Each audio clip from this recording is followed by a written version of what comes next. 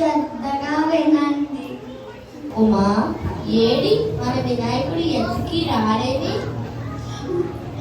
మన బుజ్జి వినాయకుడు అభినందించాడు.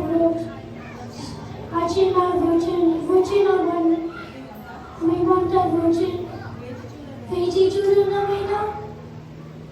స్వామి, అదిగో చూడండి, వస్తున్నాడు మన సుపుత్రుడు.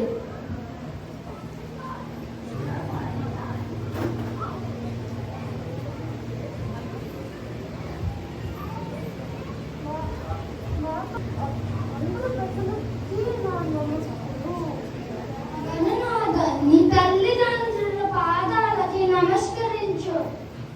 జన్మదినాన మాతాపితల ఆశీర్వాదం తీసుకోవడం అనివార్యం.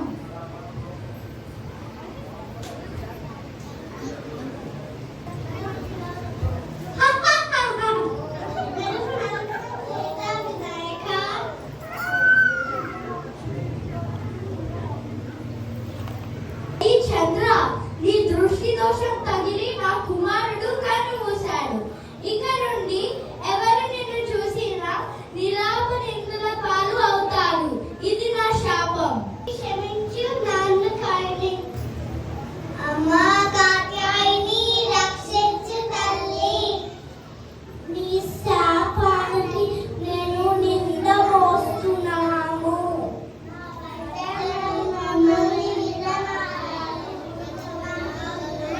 ఉమాదేవి, చంద్రుడు లేని రాత్రిని ఎవ్వరూ ఊహించలేరు. మానవులకు సూర్యుడు వెలుతురు ఎంత ఆవశ్యకమో చంద్రుడి వెన్నెల అంటే అంతే అవసరం. జగజ్జనని, నీకు తెలియంది కాదు. ఈ శాపాన్ని ఉపసంహరించుకో.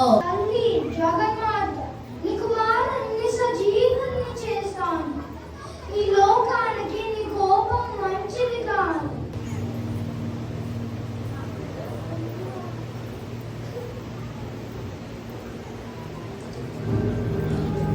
నారాయణి, నీ కోపాన్ని సాలించి సాలివాసమిని శాపాన్ని